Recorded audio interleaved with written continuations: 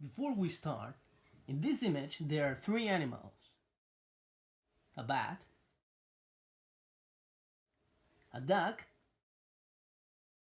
and a butterfly. Can you find them? Hello everybody and welcome to a new class. We're almost finishing the unit and today we're going to talk about... Oh my god, I forgot to check the back hotels.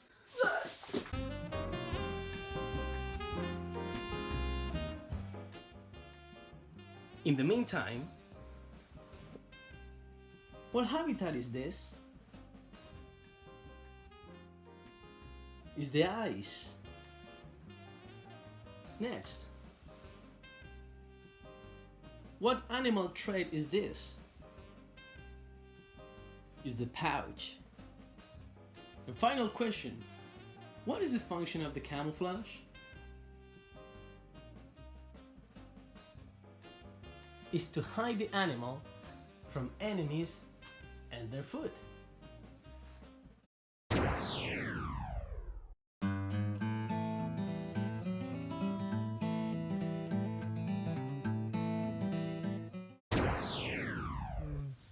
Nothing? Let's go and see another one. This one? Not yet. Nothing for now. Nothing. And the last one. Oh, darkness, my old friend. Maybe we have to wait. What is this image? What do you see here? What do you think it is? Now, what do you see in this image?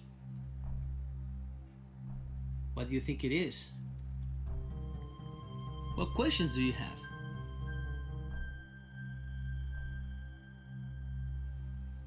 Are you ready to see the full picture? Well, that was it. A snowflake.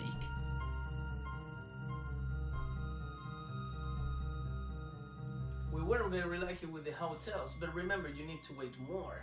I just waited 2 days. Probably in 2 more days or 3 more days, it's going to be full with bugs. So where was I? Oh yes. So we're finishing the unit, and today we're going to talk about another habitat. Today we're going to talk about the ice. We're going to learn about this habitat. We're going to know what animals live here. You're going to read a little bit more about this, and then we're going to see how we can help the animals that live here. And finally, I'm going to show you how to draw a penguin and how to make your own snowflakes with paper. So let's go. These habitats are also known as polar habitats, and we can find them in the very north and very south of the globe. You know where the north and the south are, don't you? Alright, let's check it out. We're going to do the first activity.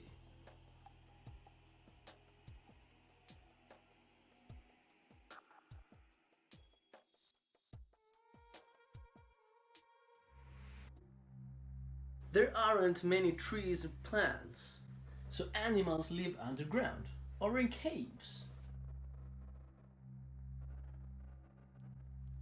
Remember, underground and caves are also habitats, but because of these very difficult conditions, animals are forced to make their tunnels in caves on their own. Because of there aren't many trees, or animals are generally carnivores. In other words, they eat other animals. Ugh. So this is the coldest place in the world. It is called the Antarctica, and it is in the south pole of our globe. Here, once upon a time, there was a temperature of minus 89 degrees Celsius. Imagine that. Today, we have around 16 and I'm freezing. Because of the conditions, animals have adapted. Animal characteristics depend on the habitat. Did you imagine a polar bear in the desert? Or a shark in the desert? Did you imagine a sharknado? So now we know a little bit more about these places, about these cold habitats. But you're going to go to pages 62 and 63 and you're going to find this reading. In this reading, we're going to learn more about the Antarctica, the cold place that is in the south. After that, you're going to do activities 16, 17, and 18.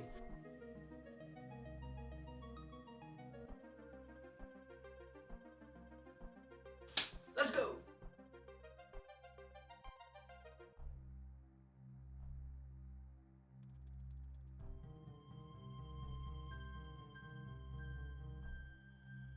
Here, in the cold habitat, we can see beautiful things, like the northern lights. We can also see funny things, like this one.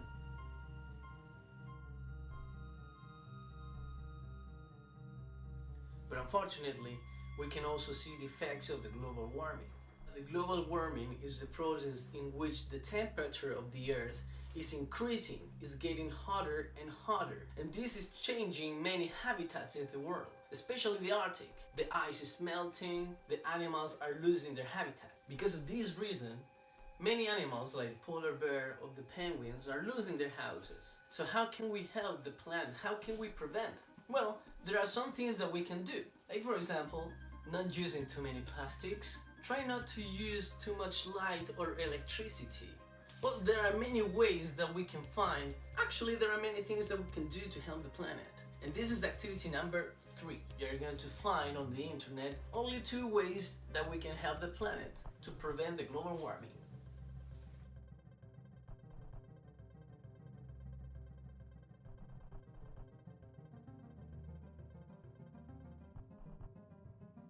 Now it's time for the final activity. I'm gonna show you how to draw a penguin, but that is not the only thing. We're going to make the penguin, but we're going to also create a habitat for the penguin. So, come on, check it out. For this activity, we're going to need the following materials: paper, a drawing pencil, and coloring pencils, yellow and red. The first thing you're gonna draw is a triangle. We're gonna make a very big triangle, and then we're gonna close the triangle here and here. When you finish doing that, we're gonna connect with the line. After that, we're going to make a semicircle here, and then we're going to continue this line. So in this part, we're going to draw a line from here to here. We're going to try to close the line like this one. At this point, remember this line, we're going to draw an imaginary line here. We're going to continue our line, and we're going to cross our line only one little bit. Now, we're going to draw another imaginary line here. We're going to continue this imaginary line because we're going to make the other fin. So we're going to start from here, and then we're going to close the fin. Now we're going to make the feet. 1, 2, and 3. 2, 3. Now we're going to draw the eyes. So our penguin is almost finished. Now we're going to continue this line, and we're going to close it with this fin, and we're going to continue this line. Our penguin is almost finished. Now my recommendation is always to mark a little bit the borders like this.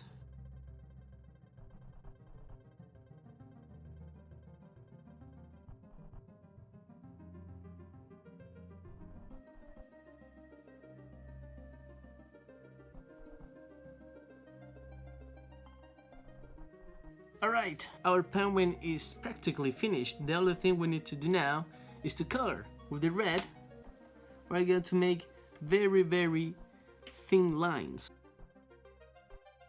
And we're going to do the following thing with the feet. Good. Now, with the yellow, we're going to complete the beak and the feet. Make sure that you complete all the white spaces.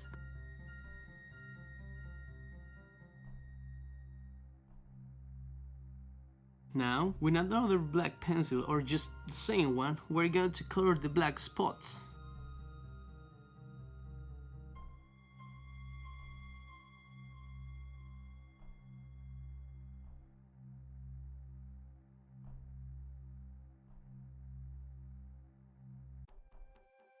Now our penguin is ready. The only thing we need to do now is to cut it out. So with a pair of scissors, we're going to cut it.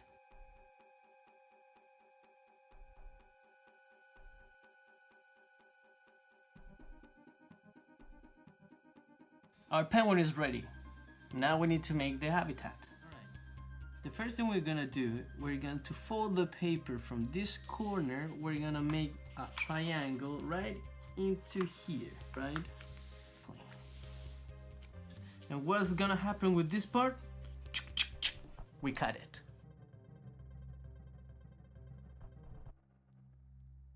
Make this.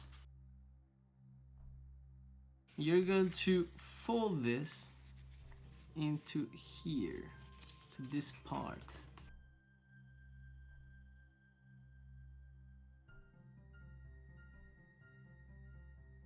Now we should have something like this. Now we're gonna pick our pencil and we're going to draw some ramifications. I want you to pay attention to what I'm going to do. After you do this, you can make your own ramifications, but you need to understand the idea.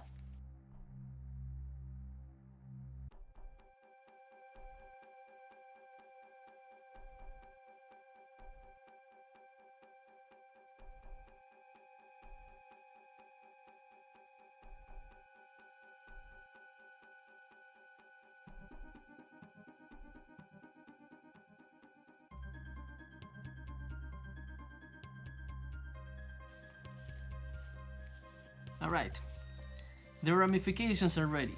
Now we're ready for the final part, to cut it.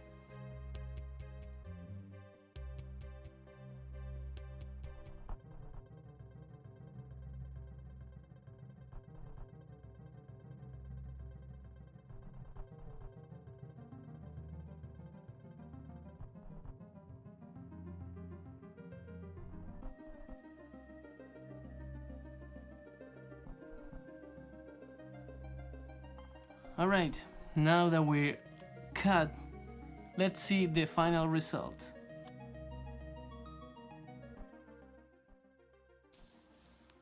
And here we have our own paper snowflake. Easy to do. Now we're going to bring our friend the penguin to show him how his new house is gonna be. Let's go. So we've got the penguin, we've got the snowflakes. He has a new house. We've got the new habitat for the penguin. I hope you're happy, my friend. Yes, I'm happy. Fantastic. So, boys, with this, I say goodbye. We're gonna go to the last section of the video, the wrap up. Bye-bye.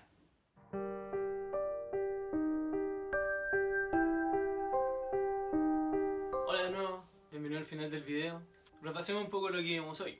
Hoy hablamos sobre los hábitats polares, también conocidos como ice. Vimos que son hábitats muy inhóspitos, es decir, que no es muy amigable para vivir ahí. Sin embargo, los animales se pueden adaptar. Las características que estos tienen, como por ejemplo el pelaje o otras partes de su cuerpo, les permiten vivir ahí. Esto significa que también sus viviendas han tenido que ser adaptadas, ya sea por túneles subterráneos o por cuevas. Vimos que estos hábitats quedan tanto en el norte como en el sur del mundo, siendo la Antártica uno de los lugares más helados que hay. También vimos las cosas que podemos ver allá, como por ejemplo las luces del norte, pero también los efectos del calentamiento global, que vemos que están derritiendo los polos y están destruyendo los hábitats de los animales. Es por eso que hicimos un pingüino, aprendimos a dibujar uno y también aprendimos a crear un copo de nieve. La idea de este copo de nieve es que ustedes pueden hacer más y poder decorar el hábitat del pingüino, y además podrían dibujar un oso polar para acompañarlo. Bueno chicos, eso es todo. Recuerden que si tienen dudas pueden escribirme al mail para más información, preguntas, etc. Recuerden que están las asesorías pedagógicas también. Así que nos estamos viendo. Chao, chao.